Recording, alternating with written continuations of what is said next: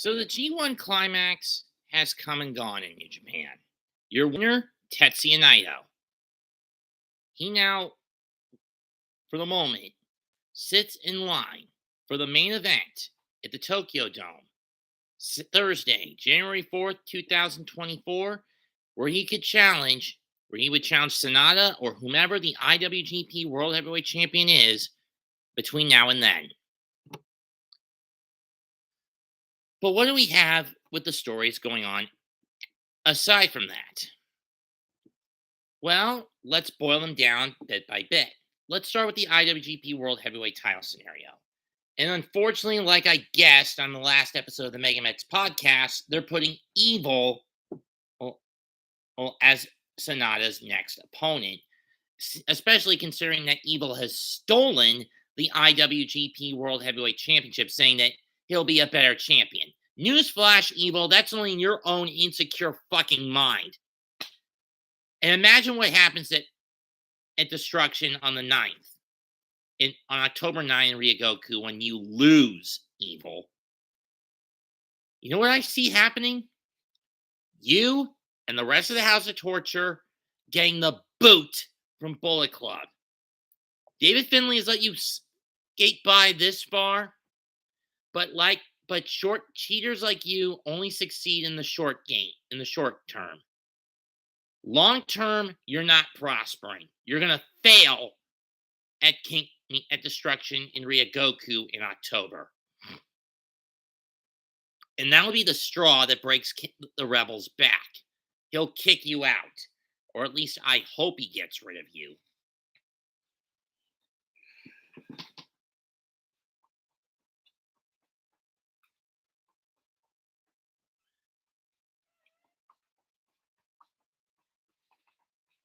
In the same vein, Sho has also stolen from Taichi the KOPW Provisional Championship belt. Now, I think this one is going to be resolved during the front half of the Destruction Tour, which is from September 8th in Korakuen Hall to September 24th in Kobe.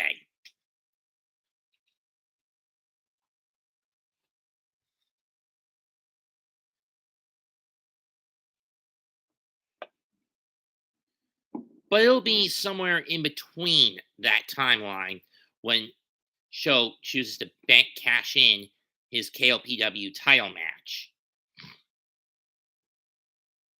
Because no one's getting that title shot as long as because as long as Sho's holding that belt hostage, anyone who beat Taichi during the G1 is not getting that title shot. You crack at that title anytime soon.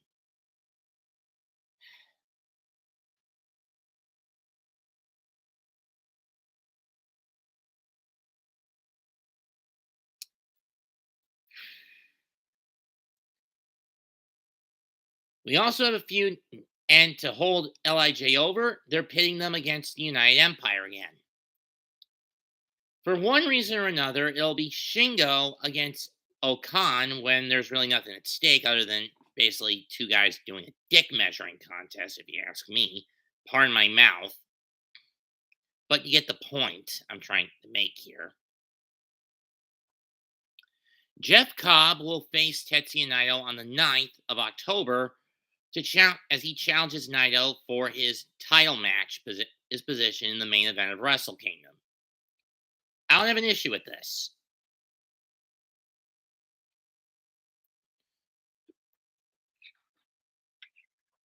But Naito has been denied his fairy tale ending. He was denied it in 14. He was denied it in 18, in 20, and in 21.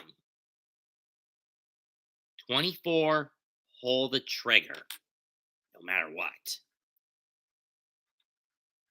Granted, even if he beat Kota Ibushi and Jay White in 21, he would have been denied that good feeling it moment anyway, because everyone was masked up. They couldn't say anything because of the bullshit COVID regulations. And yes, I will still continue to call the COVID regulations that were in place, and in some cases still in place to this day, bullshit. Why should we even go through with them when everything we were told about COVID was a lie?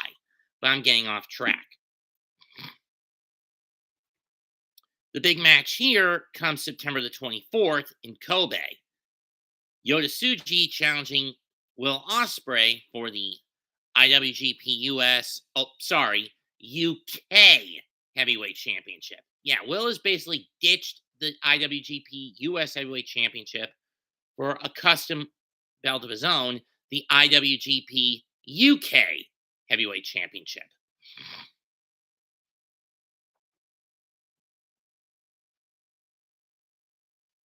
And I don't like that.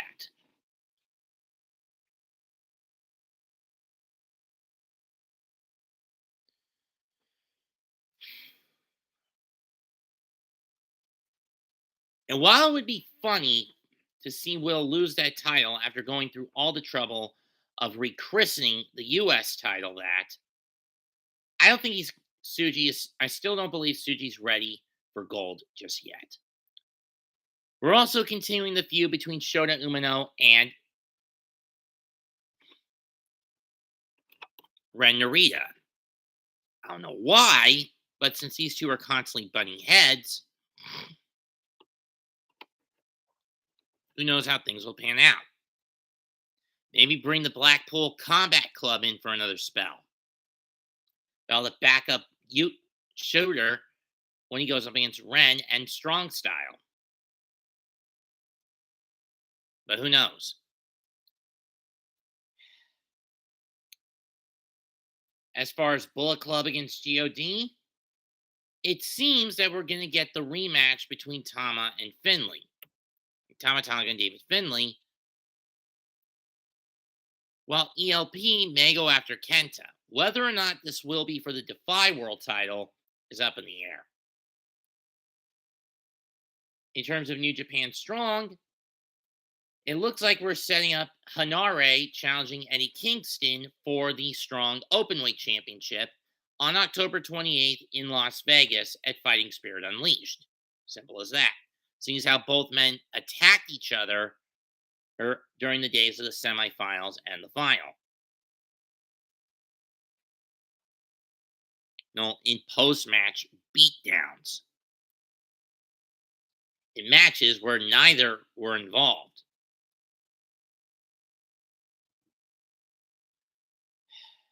It's ridiculous, I know.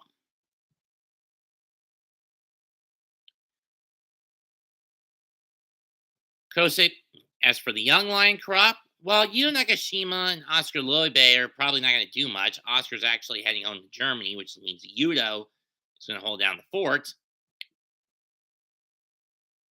Kosei Fujita is at his final show as a young lion, quote unquote, even though he was basically brought into and sworn into the Mighty Don't Kneel back in September, TMDK back in January. But now he's going abroad. So it may be a few months to maybe a year and a half at the most until we see Ichiban Sweet Boy again.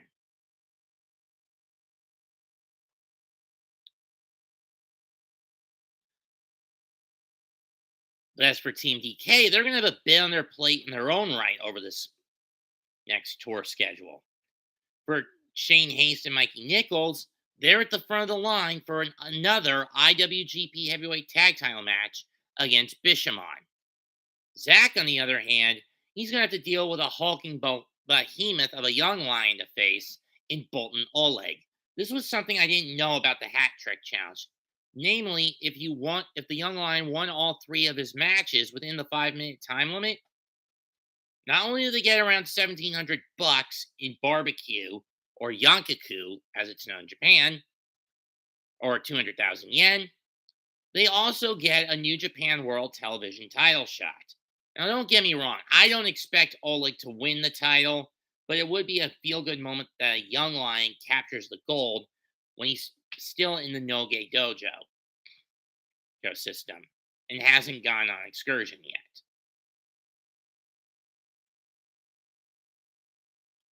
That said, I do not expect Zach to drop the title to a young lion.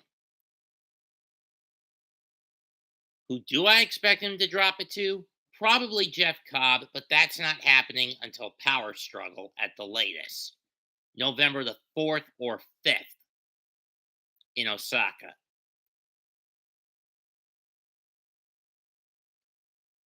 The title match at Wrestle main event spot at Wrestle Kingdom for Cobb, it's something to distract him and hold him over with.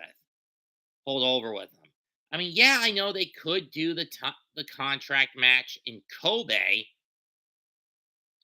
between Cobb and Naito, but in my view, it makes more sense to do it in Ryogoku. You need to do it in Ryogoku. Bigger stage, bigger pops.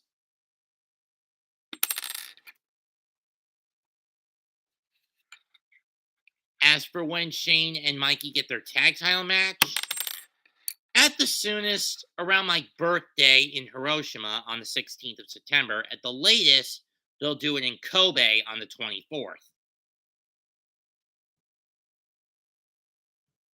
And as for where's Oiwa going? Well, Ryohei Oiwa is actually going to spend some time in Pro Wrestling Noah under the wing of Kaito Kiyomiya.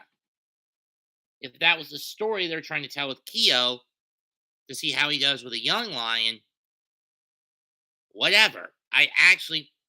But that said, I view Kiyomiya's run in this year's G1 to be a dud, considering how, after his first two wins, he couldn't get a W in any of his last five. Three of them he lost. One he went to a time limit draw in, and the other one to a double countout brawl draw with Gabe Kidd. That's how you treat Noah's ace? You treat both New Japan. You treated both Marufuji and Nakajima with a lot more respect when they were in the tournament 7 years ago. I mean, in Marufuji's case, he actually had a shot of winning the tournament.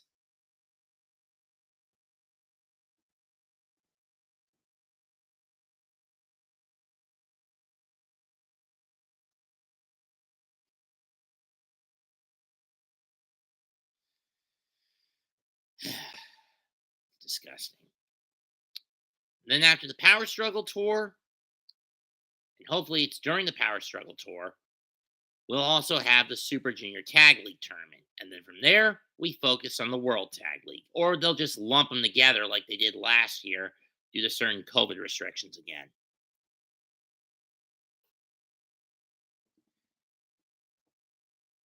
Question is, what men will make up the teams in both tournaments? But in the meantime, up next for New Japan, also announced New Japan will be holding another Royal Quest show, this time in London on October the 14th, but this time it'll be back in the Copper Box. It'll be back in the Copper Box.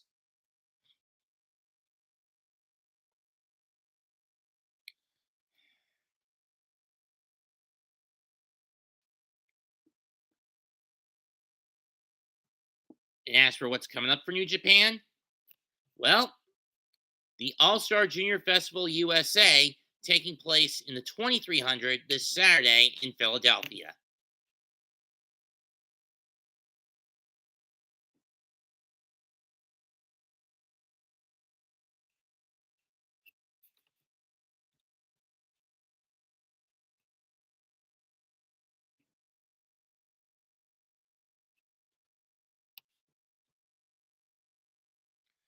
And who's in the roster for this particular turn for this festival? Well, let's go in order of who was brought in, who was called up to go into this.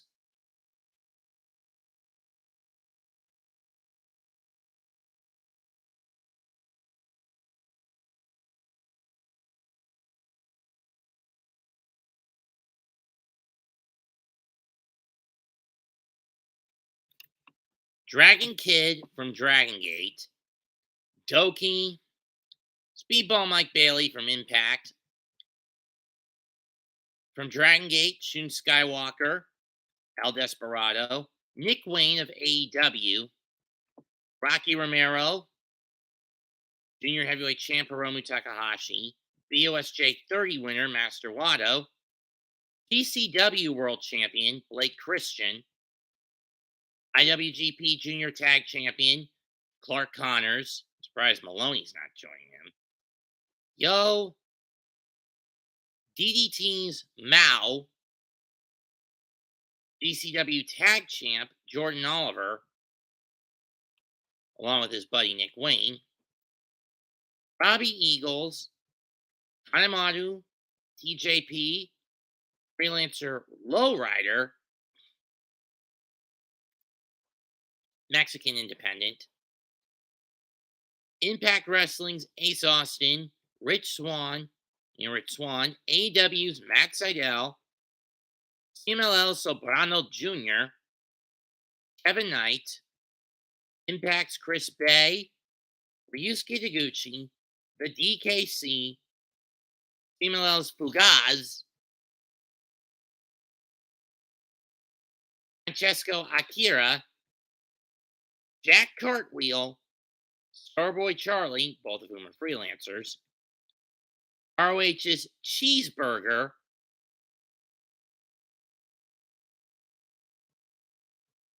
Bushi, Impact World Champion Alex Shelley, Real One, FKA Enzo Amore. Fuck this guy. Believe me, I saw him at MLW Super Fight last year, and the guy is a complete and utter jerk. And finally, making his abroad debut in wrestling, Kosei Fujita of the Mighty Don't Kneel. There will probably be more guys who come in who will be called up and listed off within the next 3 to 4 days.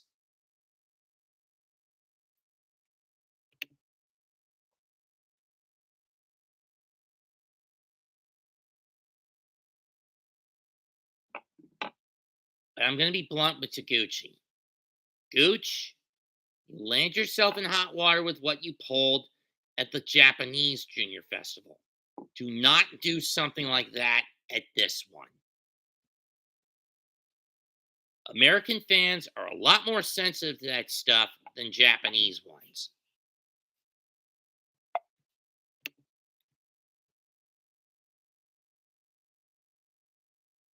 So please, no butt stuff, Taguchi.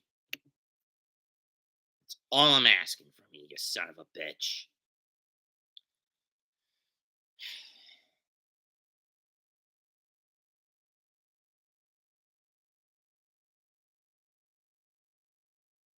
In any case, that's a rundown of what's going to go down between now and Wrestle Kingdom. One other thing I didn't mention is, where's Okada going to go be if he's not in the main event plans? Well, I do see him, Tanahashi, and Ishii at some point dropping the never openweight 6-man tag titles. The question is to who? To be honest, I don't know.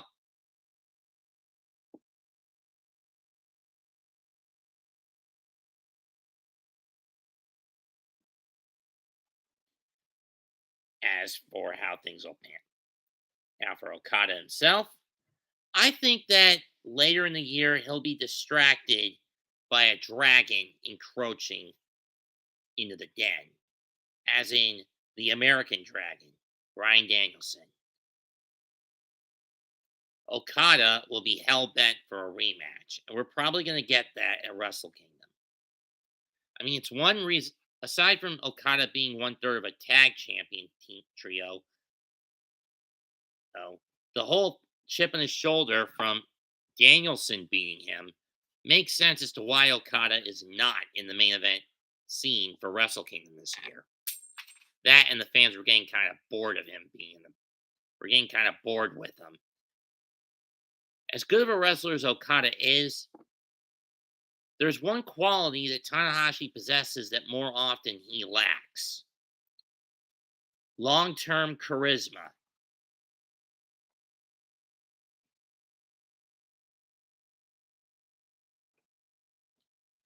Okada seems to gloat more about how he's going to do everything and carry New Japan to a new era. Tana, on the other hand, was more of a man of the people, if you ask me. And even though he's somewhat understood that principle, I don't think Okada has gotten it completely yet.